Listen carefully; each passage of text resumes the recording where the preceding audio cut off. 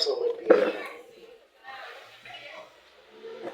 Los discípulos, intrigados, preocupados, porque ellos tenían una visión equivocada del Mesías. Ellos pensaban que el Mesías iba a hacer el reino aquí en la tierra y no en el cielo. ¿Cómo sabemos eso? Cuando la mamá de Juan y Santiago le piden a Jesús que en su reino lo ponga a la derecha y a la izquierda, no es pensando en el reino de los cielos, está pensando en un reino terrenal. Mi hijo va a ser vicepresidente y el otro va a ser secretario ejecutivo del reino tuyo. Y usted sabe lo que Cristo le dijo.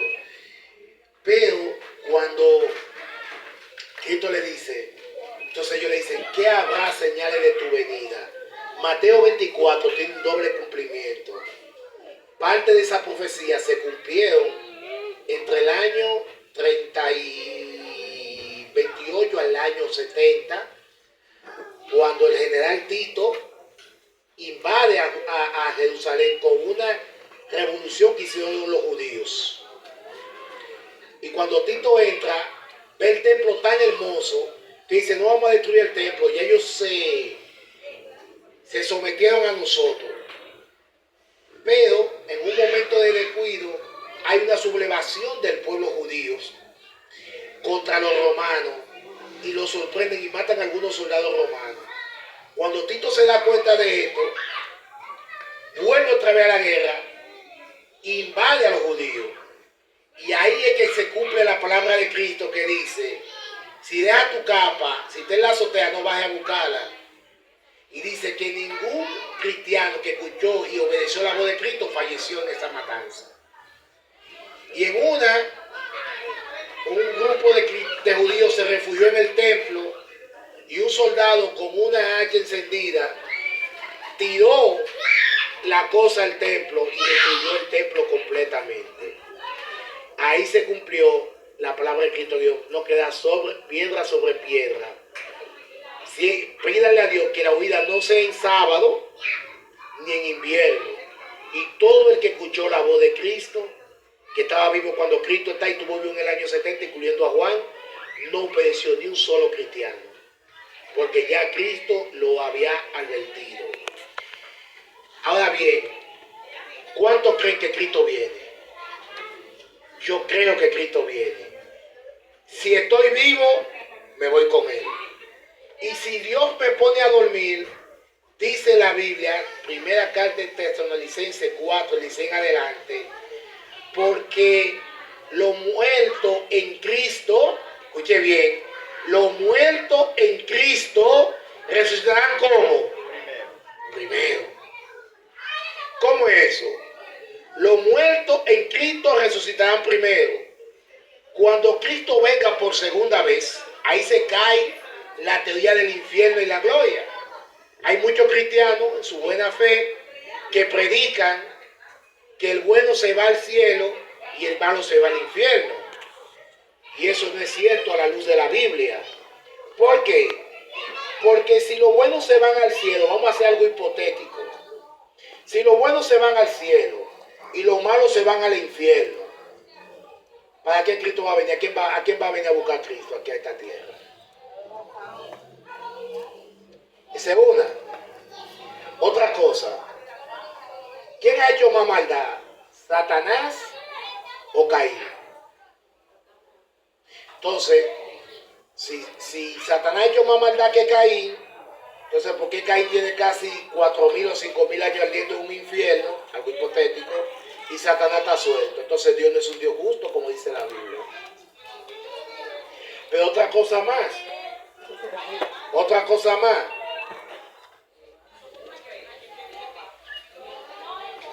Dios es amor, dice la Biblia. Se goza Dios de que un grupo de sus hijos se estén quemando en un horno de fuego, sufriendo. Eternamente. Pero algo más fuerte. Si creemos en el infierno, entonces creemos en la inmortalidad del alma.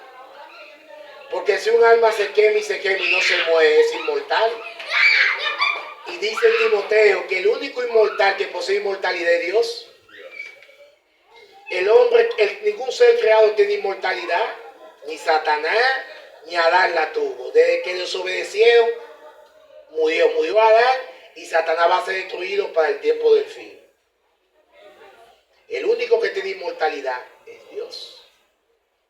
Entonces ni existe un lugar de tormento ahí abajo, ni existe un lugar de gloria para lo bueno allí. Ahora bien, sí va a haber un día de destrucción, dice Apocalipsis, donde el diablo y sus ángeles y los que quisieron echar su suerte con Satanás. Y digo esto porque Dios está hablando a nuestros corazones. Si tú y yo nos perdemos, es porque nosotros decidimos nuestra suerte con Satanás. No porque Dios no hizo lo que tenía que hacer. No porque el Espíritu Santo no te persiguió. Fuiste tú que decidiste perderte junto con Satanás y sus ángeles. Malo. Entonces dice la Biblia que los muertos en Cristo resucitarán. ¿Cómo se da eso? Cristo está llevando hoy en día un juicio investigador, donde Dios está decidiendo quiénes irán al cielo y quiénes se pelean. Cuando Cristo venga, dice Mateo 25, ya todo está decidido. El que se salvó, se salvó. Y el que se perdió, se perdió. Porque dice Jesucristo que viene a dar el galardón a lo que Él viene a buscar. Si viene a dar un galardón es porque ya todo está decidido.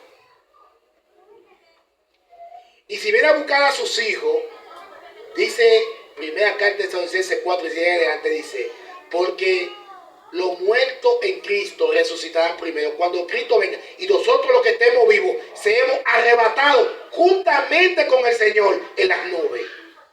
Cuando Cristo venga, los vivos, los cristianos vivos, serán arrebatados juntamente con el Señor en el aire, y los muertos en Cristo resucitarán primero. Amén.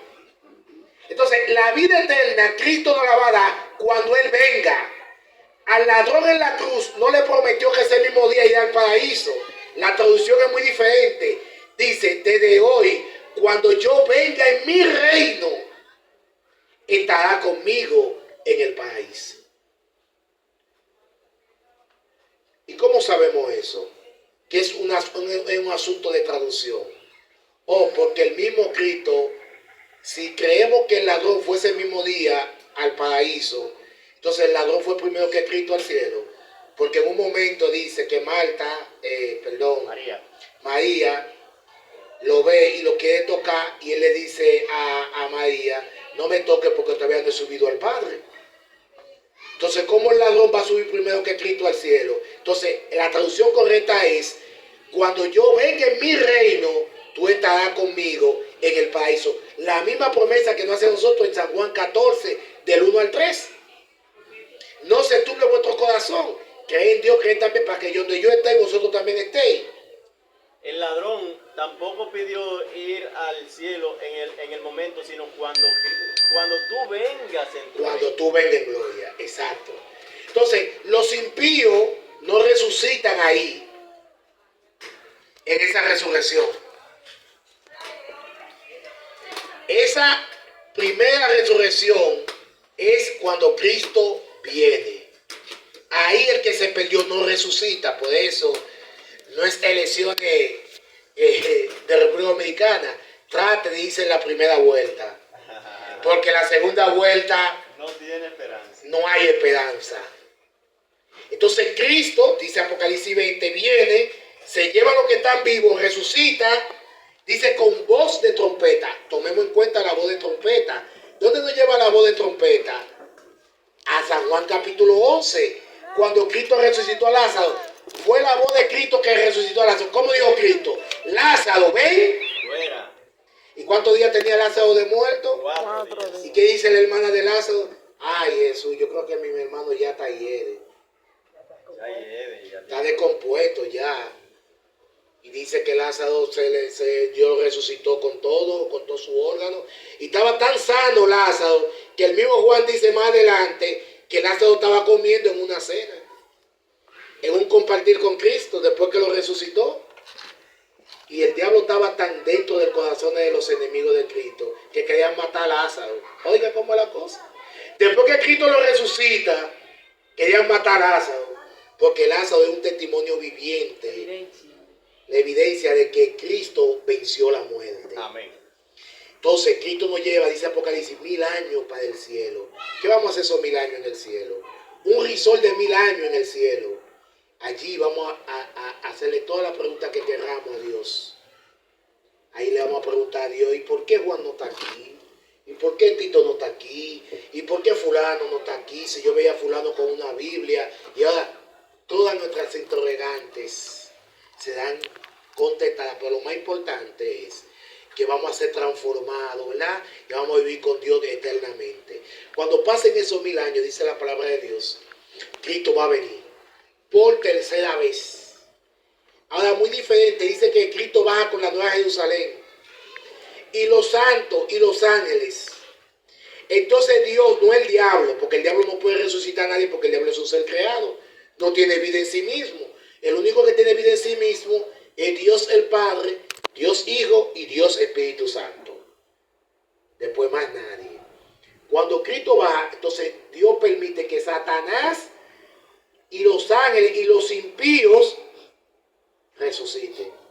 Dios le da ese poder para que resuciten. Entonces Satanás dice, la ciudad de Jerusalén es nuestra, vamos a asaltarla. Lo que se llama en la Biblia la guerra del Armagedón, una palabra en griego. Y ahí dice que Dios manda fuego de azufre, ese es el día de destrucción, y destruye al diablo, a los ángeles, a los impíos que se levantaron contra Dios y que no aceptaron a Jesucristo como Salvador personal. Entonces ahí que Pablo dice que el último enemigo en ser vencido es la muerte, que ya no va a haber más muerte, no va a haber más sufrimiento. Y dice Pedro que el fuego y el granizo está reservado en el cielo para ese día. Y entonces ese mismo fuego va a purificar la tierra. Entonces viviremos en este mundo purificado. Isaías capítulo 66 dice eso, que viviremos donde el niño jugará con el león. Lo mismo que Dios quería en el principio, al final Dios nos lo va a dar. Yo quiero hacer un llamado esta noche. Tú no estás obligado ni destinado a perderte eternamente, porque Cristo vino y se ofreció y dio su vida para que tú seas salvo en Él. Tú no tienes que correr la misma suerte de Satanás y sus ángeles. Simplemente tienes que aceptar a Jesucristo como tu Salvador personal, venir a Él tal como estás y decirle, Señor, Dios te bendiga, aquí estoy, perdóname, me aparto del pecado y hoy en adelante decido seguir a Cristo. En San Juan capítulo 3 hay una historia maravillosa de Nicodemo. Nicodemo creía que estaba salvo porque era un religioso, porque era una persona famosa. Y Cristo le dijo en San Juan 3:3, si no naciere de nuevo, no podrá entrar en el reino de los cielos. Hay que nacer de nuevo. ¿Y cómo se nace? Mismo Cristo le explica, de espíritu y de agua. Agua por el bautismo y del espíritu, porque no solamente es suficiente el bautismo del agua, sino la transformación del espíritu a través del mismo Espíritu Santo cada día en nuestras vidas.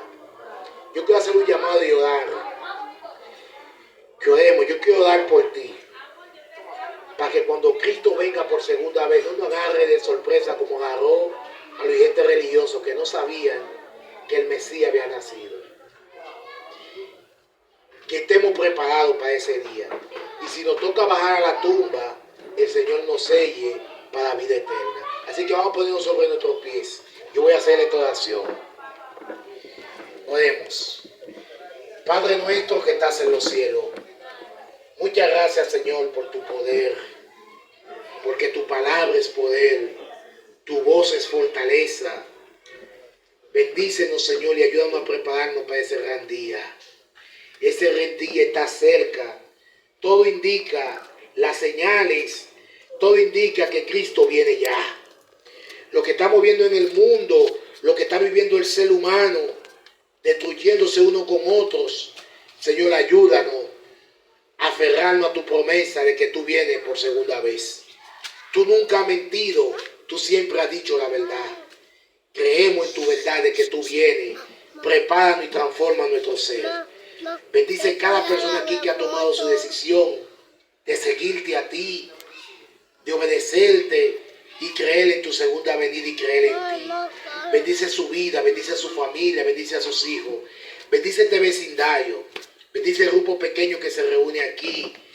Que las personas que han sido tocadas por tu Santo Espíritu, muy pronto tú puedas traerla a tu iglesia y añadir a tu iglesia lo que han de ser salvo. Gracias, Padre, porque hasta aquí nos ha conducido. Sabemos que tú se lo seguirás haciendo en el nombre de Jesús. Amén. Amén.